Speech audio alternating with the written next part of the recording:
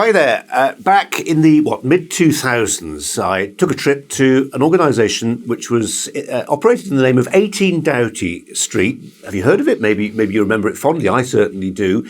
In a sense, it was a forerunner of an organisation like GBNews. It was a thought-provoking, iconoclastic news channel, TV news channel, way ahead of the game. And one of the people who was there right at the beginning, one of its founding fathers, has also played a hand in the creation of other important institutions in the conservative intellectual life of this country. Unheard, the website, the Centre for Social Justice, and others as well. He is Tim Montgomerie, who joins me now. Tim, welcome to you and thanks for coming here. We appreciate it. Lovely to be with you. Really lovely. We are recording this interview on the day that we learned that Roe v. Wade may well have been challenged by the Supreme Court in a as yet unpublished ruling.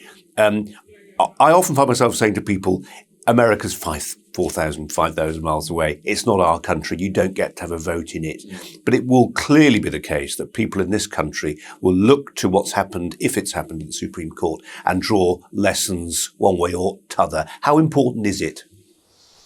Well, I think America is in many ways an increasingly dysfunctional society. It's not the America I fell in love with during my upbringing. But on some occasions, and this will be a controversial view, I know, for many people, but on some occasions, I still do find it the last best hope. And I think you and I may agree too much on this, Colin, and we're men, and some people think we shouldn't even be discussing it. But I actually feel a sense of real sadness and shame that there is a level of abortion in Britain at the moment that isn't even a matter of public discussion almost at all. You can support abortion, you can oppose it, but it's almost there's a silence. Yeah. And so I think that's very worrying because there are a lot of late-term abortions. There's abortion of handicapped, fetus with abnormalities that actually mean that disabled people must have a second-class status. Yeah. Almost up to full term.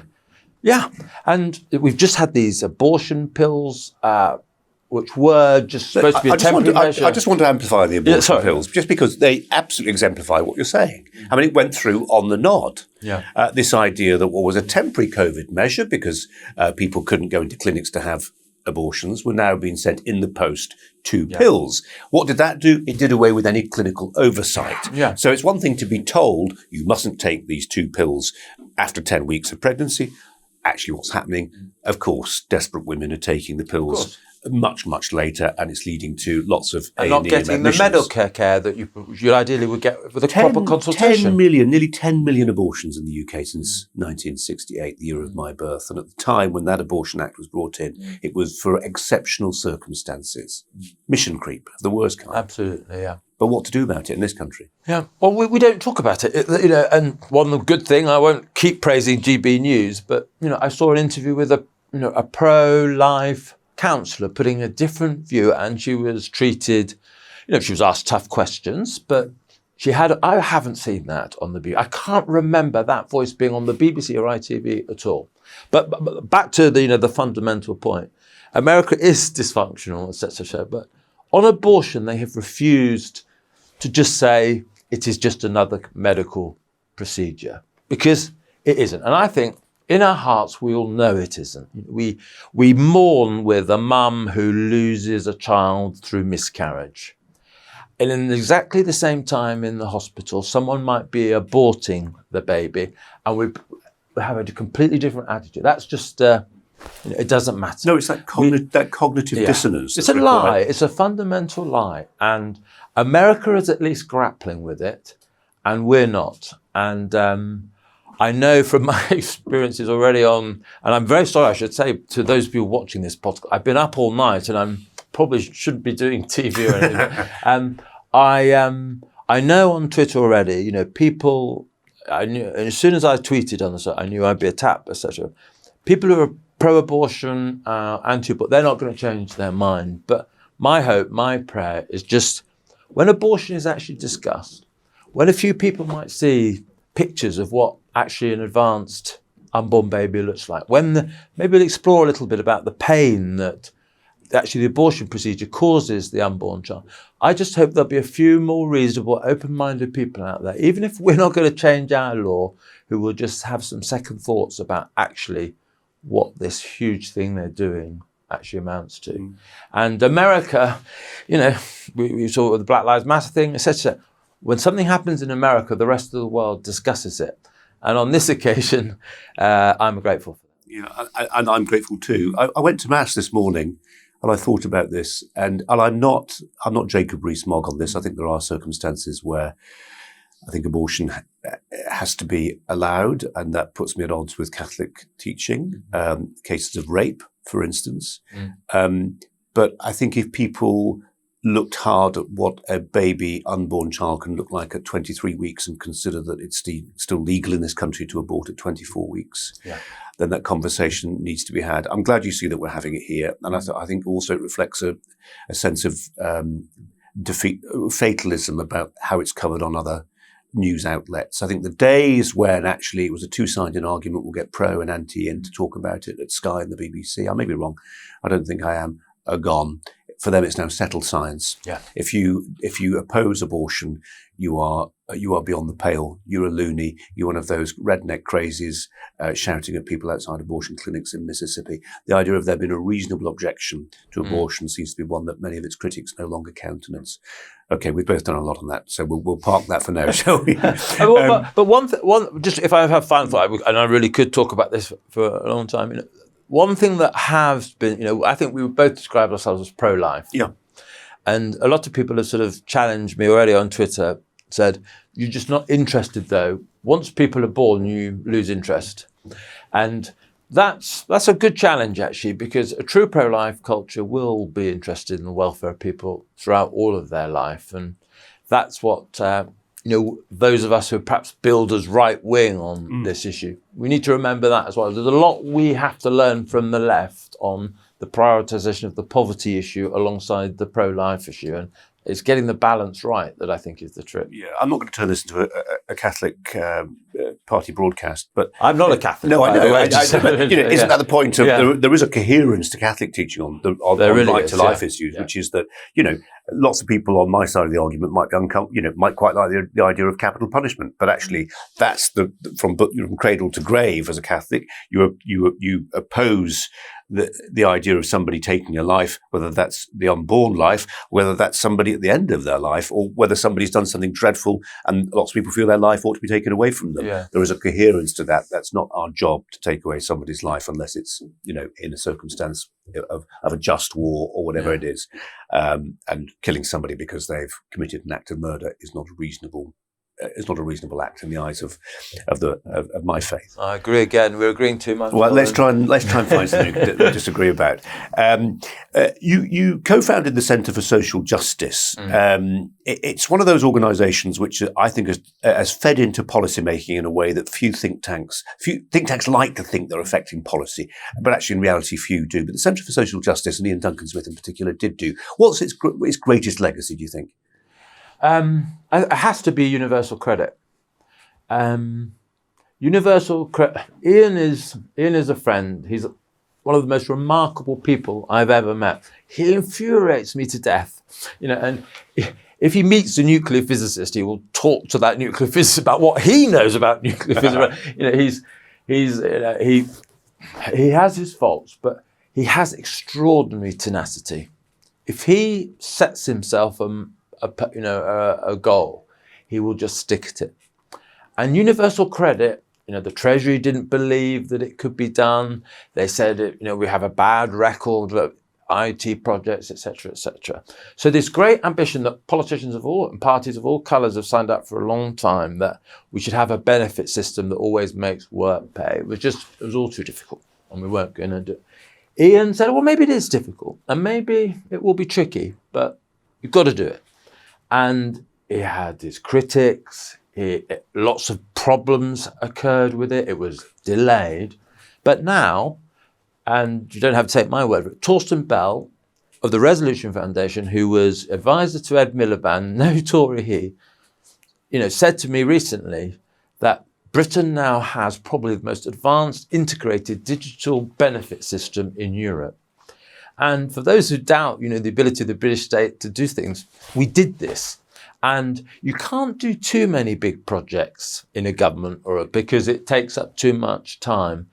But Iain, because he knew it was a cause that was worth persisting with and didn't mind too much the naysayers in the press who scoffed at the problems and emphasised, has achieved something that should be better funded.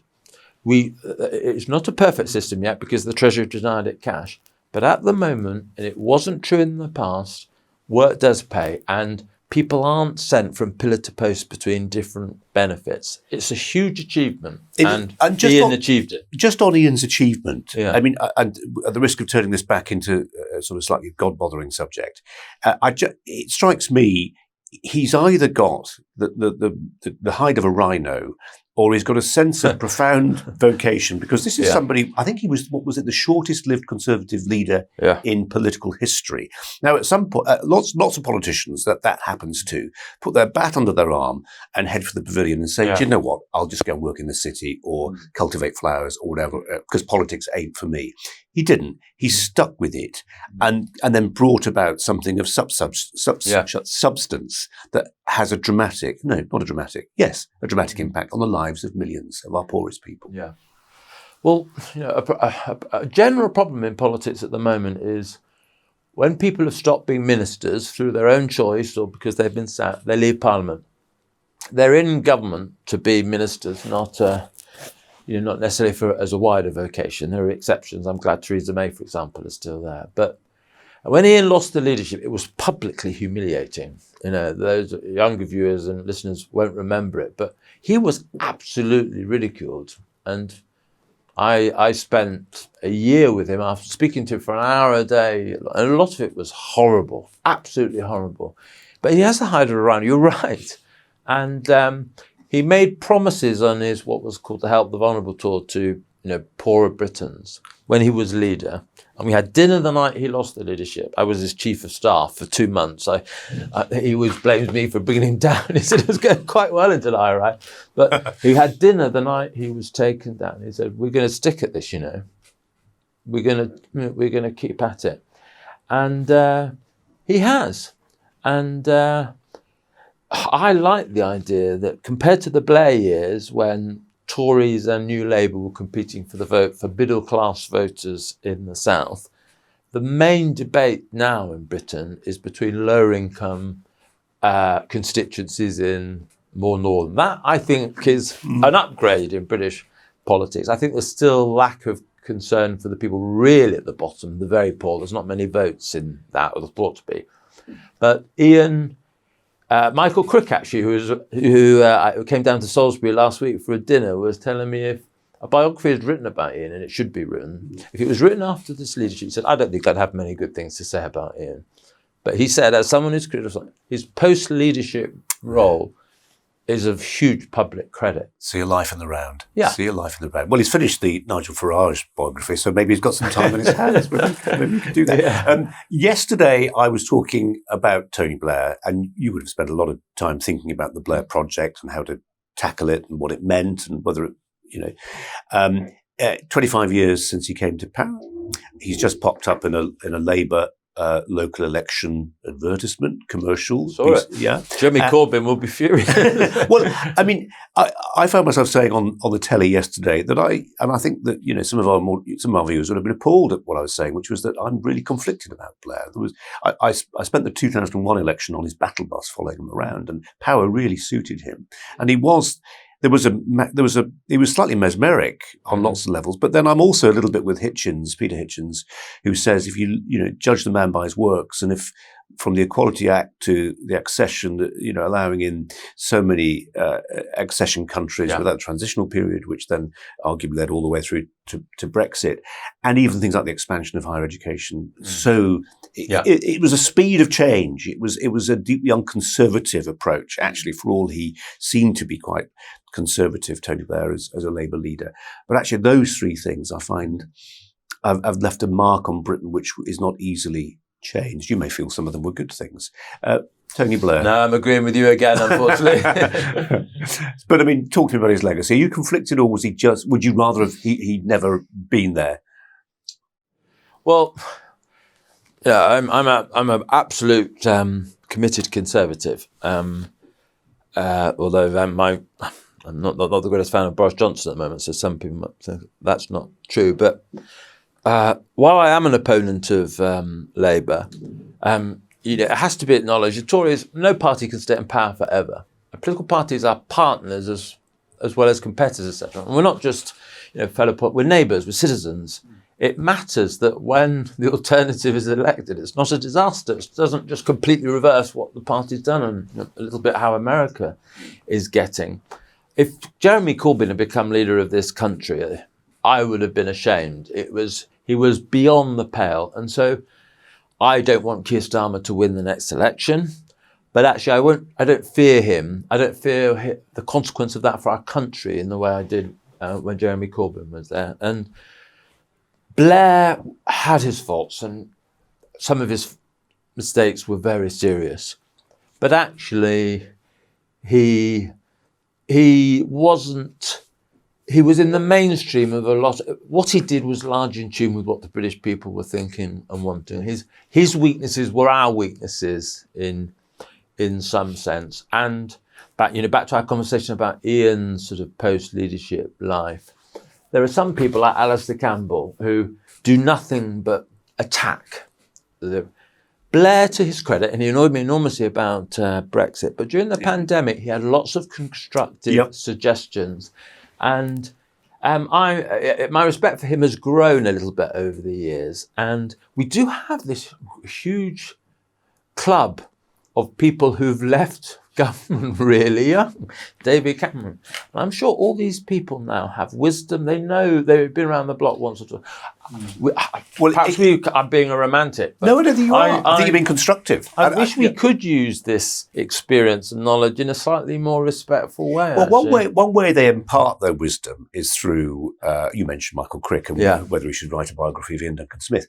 I'm thinking about David Cameron's autobiography, and I'm thinking about Tony Blair's autobiography, and they told, I thought, very interesting stories about the individuals concerned. And by the way, I was appalled by some of the stuff that Blair was saying about Brexit. He should have kept his snout out. I say that as a Brexiteer.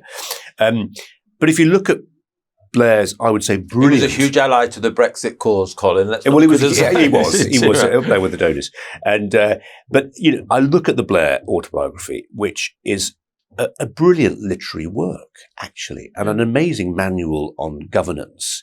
And what Blair doesn't do is patronise the reader. And if you pick up Cameron's autobiography, he absolutely does patronise the reader, and he pitches it completely wrongly. He pitches, and this is his legacy stuff. This is peer inside my brain, except he's not. He's sort of giving a version, and it was duplicitous. And it was patronising, and Blair didn't do it. I don't know if you've read either of them, but I mean, I thought it was very damning of Cameron to write this sort of Daily Mail autobiography when actually he's not got a Daily Mail brain.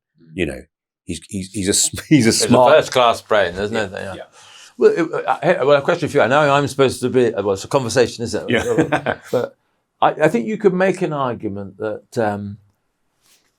We've not just had various changes of prime minister since Thatcher, but actually each one of them has been worse than the previous one.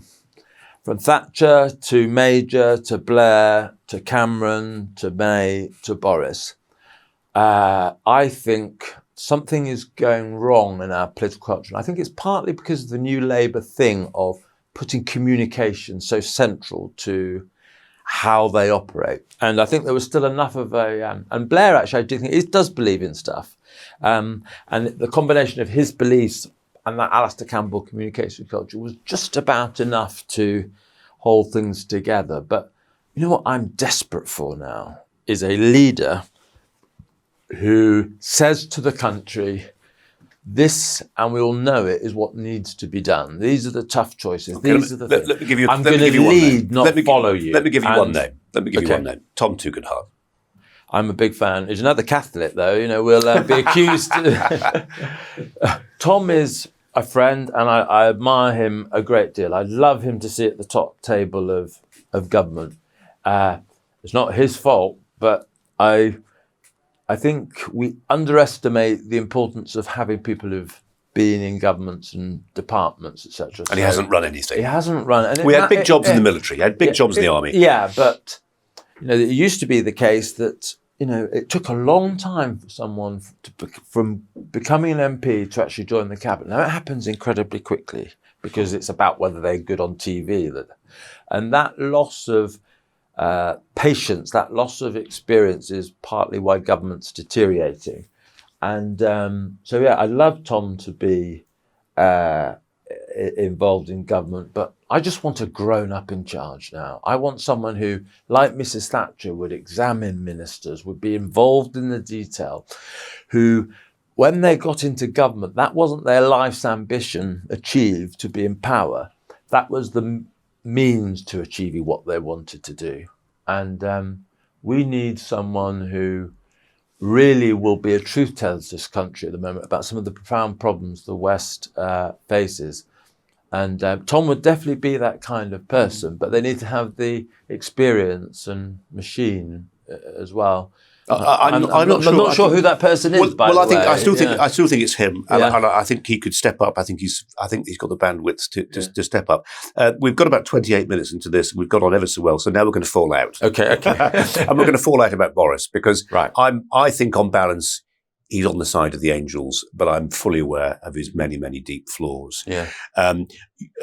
You talk about this sort of degenerative process, and I look at Theresa May, and she had as much, she was probably staying up till 2 a.m. reading her briefs like Baroness Thatcher was. It didn't make her a more visionary leader. I think Boris does have a vision. I like many people, I find it very difficult to look at him objectively because I'm so grateful for his interventions on Brexit. And his boldness in winning the majority that he did and reaching parts of the constituency the Conservatives have failed hitherto to get to.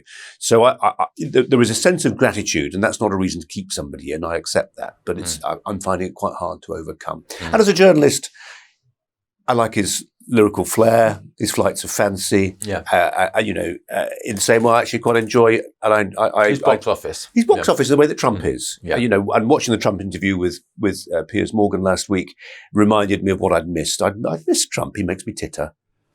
That's because you're a racist misogynist, clearly, Colin. That'll be it. Yeah. So tell me why I'm wrong about Boris. Well, I personally need to confess something, and it's easy to do in a long form interview, which I love. I really love the podcast. As I worry sometimes I might be bitter and twisted over Boris, and don't want to look bitter and twisted, even if I am. But I invested a lot in Boris over the years. We used to meet weekly and all the rest. I did believe in him, and I would absolutely accept that probably without Boris, Brexit might well have been lost, and we might not have had the emphatic election victory. He did achieve some significant things. But if Mrs. Thatcher, and I know she's not perfect, but if Mrs. Thatcher had got a majority of 80, they don't come along very often, that would when her work begun, not getting into power. But COVID, Tim. COVID. In the World War II, they put the Beveridge Report together. You can do two things at the same time. Lots of government wasn't involved in COVID. This country has some fundamental problems. Young people, you've got a good number of children, Colin. Young people can't afford to get a house. Lots of people are in that position. We have an education system, you alluded to earlier, that looks after the middle class, university type, and does nothing serious about skills. We have lots of tax is an incredibly complicated system. We don't recognise the family at all in caring, when actually the fundamental reason why the cost of government going up year after year is because of the weakness of social structure, etc. There's plenty to be done.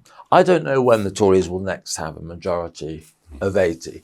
I do absolutely know this government isn't serious about any of the problems I just mentioned. And that's partly because Boris just doesn't have the attention span. Downing Street is dysfunctional. He's put pygmies largely in the cabinet. He hasn't put the best talents in there because he's more interested about keeping rivals under control. And so I'm hugely disappointed by him, I'm afraid. And actually, unlike Trump let Mitch McConnell do some incredibly important... Mitch McConnell's my favourite Conservative politician in the world, by the way. He makes things happen. We wouldn't have had the Roe v. Wade thing without him. Trump did some stuff. Even Brexit. Brexit's not been pursued properly. It was got over the line, but we aren't taking advantage of the freedom. So I am very gloomy about him, and I want to unpack. There's a lot there, and I want you to unpack in a moment. What the programme should be on tax, and what the programme, a more socially conservative programme on family support should look like. Yeah. But just on what's happening inside Downing Street at the moment, and some of what you view, and we were talking about this before we started the cameras rolling, is a determination to almost pursue a scorched earth policy, was the phrase you used to me. I'm allowed to repeat that on camera. Tell me what you mean by it.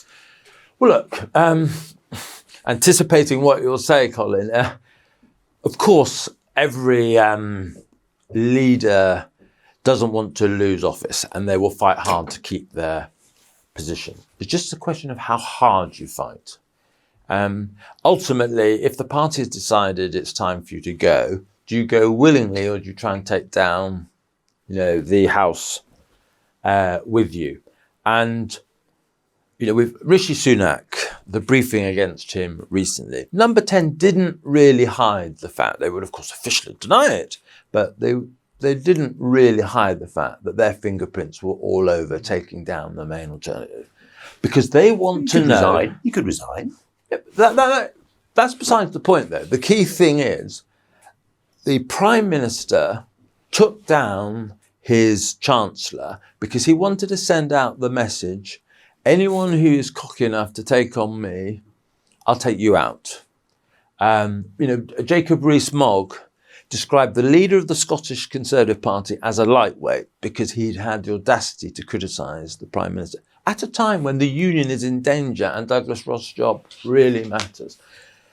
Various things I've seen and heard, I am concerned that at the heart of the Conservative Party, at the heart of the British government, is a group of people more interested in the preservation of their own status and power than the country. And I think that is poisonous. Okay, let me give some rival interpretation. Yeah, please do. Because I would like to be hopeful about my party government. We were talking about Blair, the long history of Number 10, Number 11 rivalry of the most toxic nature. I think for a lot of people, arguably, if you're right, and the briefing was very ad hominem and they didn't care and it was cavalier, then they did that because they knew the case against Rishi was really quite strong. And I think people were surprised. I was surprised about the Queen. Rishi's been an idiot. But not just over a thing. Over a thing, over a long time. I mean, for him to have had a green card, which, is a document saying I'm not committed to the country I propose to lead. I mean, come on. But he's your Chancellor. You're right. He knew he was being groomed to be Prime Minister. Or many people wanted him to be Prime Minister, not least himself, presumably. Yeah, but why would you do that against your own colleague? Moving from Chancellor if he doesn't have, just to brief against him. Is there any loyalty to colleagues anymore? On Jacob Rees-Mogg, on the lightweight comment, I'm with you. I thought that was injudicious, to put it kindly. And I'm a unionist like you, and I think we need to spend a lot more time thinking about, particularly as Englishmen, how we make the union work. We will all be poorer for the loss of the union, but we're not, as Englishmen and women, putting enough into the union. And I think we need to love Scotland more. We need to understand Scotland more. And I think that was ill-judged by Rees-Mogg. But it's entirely possible that was Rees-Mogg having a verbal aberration, isn't it? Rather than some design. There's a pattern of of things here, and I could go through lots of examples if we had time, and we wouldn't bore everyone. But to the substance, let's get to the substance then. There's somebody, Tom Tugendhat's in Downing Street. Okay, he's got a 40-seat majority. Are you being paid by Tom? I just you think believe in him. And I do. I'm a believer, and I think that there was a problem that he was a Remainer, but we're beyond that now. And we must be beyond that. Yeah, and so we get to look at tax. We do what? Well, the most interesting political thing in the world, I think, happening at the moment, you see it in lots of countries, is better off people are voting more for left-wing parties, and poorer people are voting more for right-wing parties. The most significant thing that Donald Trump did wasn't the Muslim ban or so. It was to say, I'm not going to touch the benefits and entitlements of the average American person.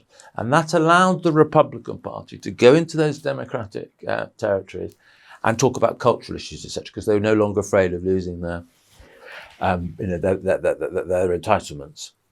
It's a huge thing that's going to carry on for a long time. How the Conservative Party, how other Conservative take advantage of that, serve the people who are now their voters, should be the biggest topic of conversation in Conservative circles. But what did the Conservative Party just do? The one big tax change of this Parliament was a tax on working people, not asset class holders who are frankly undertaxed in Britain. That would have been an electric moment where the Conservative Party said, we're going to do something different. But I'm afraid, when I'm on the other side of the Christian divide with you. It's no divide. In my evangelical church, there was this thing: the last thing that's ever converted is the wallet. People. When you change how you spend your money, that's a sign you really believe in stuff. I don't see whether it's in the moving money from universities to technical education, whether it's moving the base of the tax system from income a little bit more to assets and housing, whether it's some of the housing taking on a little bit of the NIMBYism, etc. I still don't see the Conservative Party really converted to where its future electorate will be. And it's taking time, and I can understand why there's caution. But on tax, certainly it wouldn't have done any harm. Yeah. And that tax change was a terrible. The only government in Europe that's raising taxes during a cost of living is the Conservative government. I don't know. No, I know. It's unbelievable. Just on the Trump point, that's we sort of neutralise the tax issue and then we focus on the culture war issues. I know there's a weariness in some quarters about fighting, getting into the trenches of the culture wars. Yeah. But I think back to my years interviewing you when I was at Sky News, and I didn't hear your opinions quite so much then. No, less so. Self-preservation, Tim. But I mean, there was a feeling what people don't understand, and people who were in that sort of media political matrix sort of got it, was this glacial move to the liberal left that wasn't contested. And actually, it's so much easier to go along with it, isn't it, than to say, stop, get a punch in the face, lose your job. But it's how you go about reversing that glacial movement. When there has been a slow march through the institutions, and it's not just Sky or the BBC, it's universities and the civil service and NGOs and blah, blah, blah, blah, blah. How do you do it? How do you reverse the slow march through the institutions? Well, one thing is you set up a news channel like GBNews. Amen. You really do. I so believe in this channel's success. And I think the stuff that you've been doing, particularly the willingness to experiment, if a format doesn't work, to change it. I think it really matters that you exist to challenge that lazy thinking in broadcast, etc. And Fox News is very irritating and it annoys me a lot at times. I think on Russia, some of the Tucker Carlson stuff is hard to defend and I'm embarrassed by it. But actually, when there are a whole range of issues on race, abortion, defects that the mainstream media really won't touch, won't talk about, censors, Foxes are just a breath of fresh air. And we haven't really had that. And it matters that GBNews succeeds. I think it's one of the most important developments for anyone of a conservative disposition for a long time. And I really, really do hope that you succeed, but it can only be the beginning. We have to then, news in a way is the downstream, least important part of how a society's values are generated. The stuff that matters in churches, in universities, in literature, etc. And how do we invest in the ideas that news is frankly downstream from, and that's much harder. And the weakness of the church is a huge problem. And as an evangelical, you'll be a spectator, I suppose, looking at the travails of the established church. But I'm a keen spectator. You're a keen spectator. What would you? We're not Muslims. We, as Christians, we tend to be characterised by a clerical hierarchy, don't we? And I might not I'm a Catholic, so I don't have a vote, but I can see why Anglicans are bothered by Archbishop Welby striking the pose he does on a range of issues, whether it's having a pop about Rwanda or whatever else it is. But that's the gig, kids. He's got the keys. Yeah. And while he's got the keys, you can shout from the sidelines, but you can't do anything about it. The thing that unites, funnily enough, the Conservative and the Labour parties, the modern right and left, is actually materialism and individualism. In their own different ways, they both largely view all of us as, taxpayers, workers, receivers of government benefits of various kinds, etc. School children, NHS patients, entrepreneurs. They don't see us as neighbours, as fathers, as kids, as churchgoers, or the things that matter most in my life. I've had a trying 2 or 3 years that you know a little bit about, Colin. But one good thing that's happened to me through lockdown is Salisbury, and my life in Salisbury has moved from being dormitory to real. I really know my neighbours now. We help each other out in various ways. And it's beautiful in so many different ways. And ideally, David Cameron's big society idea would be coming alive now. We created new relationships in that extraordinary COVID pandemic period that actually we should think, how do we really build on these things? Parents having more time to read their children at night. People have delivered groceries to old age. How do we build on that so we don't, go back to how we were? And the thing that really annoys me about the church is the one institution that really has in almost every chapter of the Bible is that we are relational beings. That's how the Bible sees us. And yet, whenever Welby or a Church of England bishop gets up, they actually parrot the material, isolated, individualist thinking that we have already over politics. And it's the church's failure actually to stand by what is so obvious in its teaching that is missing. And we need that love of the ties that bind. And there's not conservatism, of course, traditionally did it. When Labour was more about Methodism than Marxism, it did it. But no one does it now. And it's a huge gap. The ties that bind are sometimes invisible and almost supernatural. I'm going to disappear at my own fundament shortly, but I was sitting at Mass this morning, and I'm not a great Catholic, but I love the idea that all men are my brothers, and I love the idea that when the priest, introduced us as his brothers and sisters, and that sense of community. I had Rakib Hassan on the show last night talking about Eid, and I admire, as I'm sure you do, the religious discipline of Britain's 3.5 million Muslims. Not all of them. Some of them are backsliding because that's human, but some of them were observing these amazing disciplines of fasting and abstinence that we used to do. Whether it was Lent or Advent or whatever it was. Let me just talk a little bit about how that becomes practical.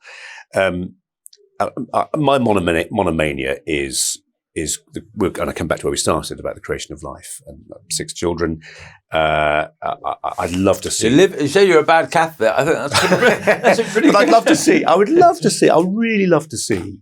And I'm not. I would use the phrase "harder line," and that's loaded, isn't it? But I would like to see a stronger position taken on pronatalism by the church. I would like to see, and I know there's a reluctance to do this, but I would like to see priests and ministers saying, "Come on, the biggest act of love you can give your fellow human being is to create life and to foster life."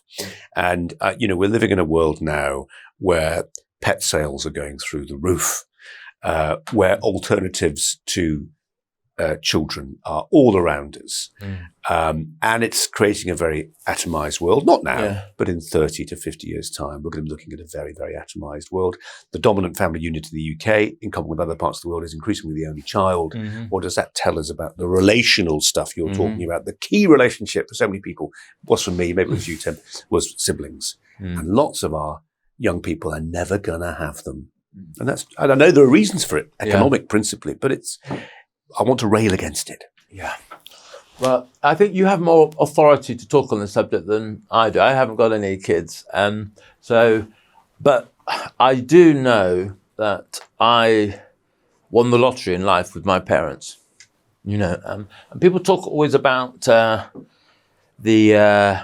material advantages that people have. But you take a university friend of mine, Sajid Javid, who absolutely was poor by any material standards. He was St. Paul's district. That was a bus driver. Yeah, exactly. Yeah, and so the conventional thing is, he's done really well despite all that. But what he had was 2 parents, Muslim. Back to what you were just saying, who would do anything for him, and they frog marched them to the public library and but it is a huge thing to have 2 parents who care for you.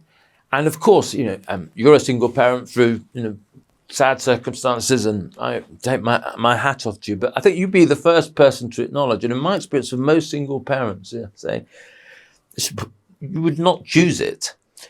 Bringing up kids is hard, and sometimes a mum doesn't get on very well with their children, and you go through seasons. And actually having 2 people to help in that job really matters. And just the grandparents. Wright used to mock when Hillary Clinton said it takes a village to raise a child. I never. It was the smartest thing she ever said, actually. Yeah, it was. It wasn't original, but. And in our housing policy, in our childcare policy, we are completely blind to whether a family is near their grandparents or whatever. My parents have, my sister has delivered a child for them, and I've not known my parents happier. He benefits enormously from what they do for him. It's not measured. It won't appear in any national accounts, but the love of parents for their children is the most important thing in any society. You can't replace it. And we just don't nurture it in any way. We have the most anti-family tax system. Back to your question about town. We have the most anti-family tax system in Europe. There's many things about Hungary that I don't like in Orban, but actually they're producing a tax system that really is rewarding the family. And that's good, because any index of whether a community is healthy has to have a certain level of stable families at its heart who can look after those people, not benefit, who don't benefit from those things. Can we just talk a bit about Hungary? I feel I'm far too negative in this. No, you're not. No, you're not. No, you've been a conservative. That's what we're meant to be, isn't it? I mean, Roger Scruton said we hesitate, and there are uses to pessimism. Peter Hitchens sat where you are a few weeks ago and said, I'm a pessimist. Well, at least I've been never as pessimistic as Peter Hitchens. I think that's impossible, actually. But just on the Hungarians, I'm exactly in your position. I mean, I hesitate at certain points, judiciary and press freedoms and stuff. Yeah. And Russia. And particularly in Russia. Yeah. And I was doing a couple of things, and the Russia thing, I just absolutely stepped back. And but I'll say to people, which country as a mother do you not pay any tax because you've got 4 kids? Hungary.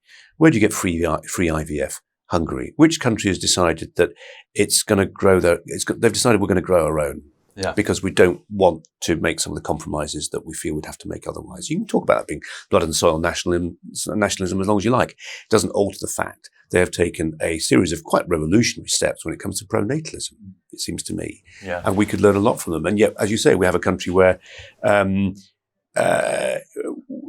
with the solitary exception of the £200 for saying you're married as a tax break, it's, compared to living in, I used to live in Belgium, my late wife would get my tax breaks and it was the state saying, well done, you're bringing up the kids. But I just don't know where that pressure comes from to change that, Tim. Where does it come from in the UK? What's the greatest crime a British politician can commit at the moment is probably to say something perceived as racist. Mm-hmm. And, race is a real, if you hate someone because of the colour of their skin or it's, beyond unacceptable. Yep.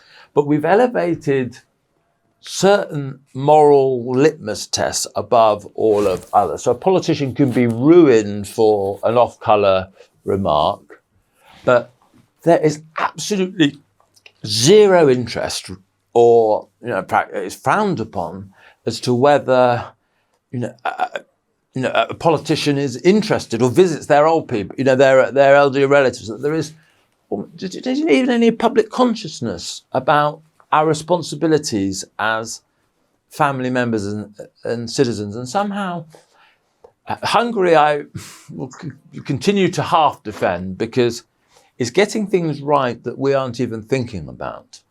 And there are very, very few examples in the world of a country willing to stand out against the tide. And Orbán has got more things wrong recently than right.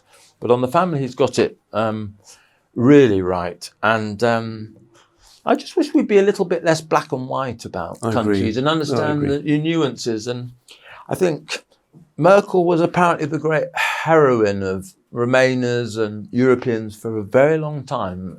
What a legacy. Example. What a legacy now. I don't say she was a Russian spy, but she might as well have been. While everyone like Remainers were attacking Hungary for doing Moscow's bidding, the country that was funding Putin's war machine was Germany. Absolutely Germany. Germany failed massively. And it was never discussed. And back to GB News, and I'm not being paid to plug GB News, but having people who think differently than the mainstream matters, because hopefully we'll start voicing a little bit more of the topics that aren't voiced at the moment. And I've done a lot on demography, and we have demographers here. I know. Talk, Can I a final thought, because I think we're probably... I want to say one positive thing about the government, though, before we end, if we may, just to show, because just on Ukraine and that, the government's got lots of things wrong, but actually in arming Ukraine, really before any other nation, Ben Wallace is one of my heroes, the defence secretary. He read Putin's speeches and said to Boris, we've got to take this man seriously. He's going to do this. And we've got lots wrong. This government, and I've been very critical of this government, but I'm incredibly proud of this. And yes, we've messed up the asylum, the refugee thing, but actually keeping Putin out of Kyiv and we can fix the asylum thing. Yeah, exactly. You can't recovering lost territory is really tough. I agree. Pride is the right word. Yeah. I just want to pick up one thing finally about. Maybe I misunderstood what you said, but you seem to be indicating that a politician who's not, being kind to his grandparents is failing some sort of moral test, and that matters. Yeah. So, are you saying that? I sound like Cathy Newman. Is what you're saying that? Are you saying that actually a politician's personal morality matters? Because I think if you take someone like Matt Hancock, it mattered that he cheated on his wife, that he forswore his vows to be faithful, because actually if he lies to his wife, he may be more likely to lie to you, the voter, right? Yeah. Right? Well, look, we are complicated people, aren't we? We all make mistakes. We all got things we're ashamed of. Yep. We have better moments in our lives which we're proud of.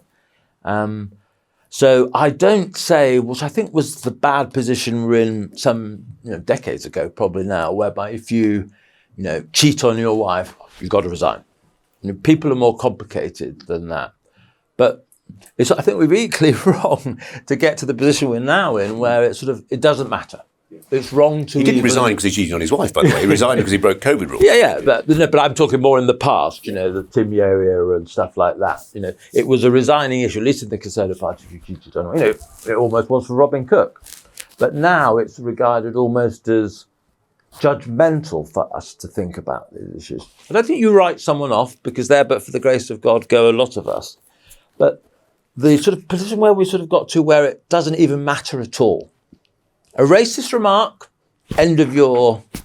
But actually abandoning your kids and going off with someone else to live, we don't want to talk about that at all. There's a moral imbalance there that isn't mature, actually. Coupled with this tremendous puritanism, it seems to me, at the moment. Yeah. I mean, I'm not going to defend Neil Parish. It's indefensible what he did, looking at porn on his smartphone. But, part of being... Well, in Parliament. In Parliament, But, exactly. Yeah. But there is there's a redemption's not a word in politics. No. Forgiveness, certainly not. Yeah. We live in incredibly unforgiving times, it seems to me. And probably, Boris hasn't done it and probably won't do it. But in a way, some of the best people to talk about marriage and supporting the family are people who've seen the consequences through their own action or others of when families don't work. Yeah. Nearly everyone who I have had personal, contact with, who's divorced or whatever, know at the very least the transition period from one thing to another is hard work. The empirical evidence is overwhelming that children are largely damaged by it. And they can say, I didn't get it right, but I want to help other people succeed where I failed. That's a perfectly consistent thing, but we don't seem to be able to say it. And rich people still largely get married and form stable families. They know actually it matters quite a bit. But then somehow in what they want for their own private lives, this stuff, and don't carry it on into public policy. I think that's practicing, not preaching. There should be a consistency there. Tim, I want to carry on, but I've got a show to put out. Tim Montgomerie, thanks so much for your time. What a pleasure. Thank you. Thank you, Colin.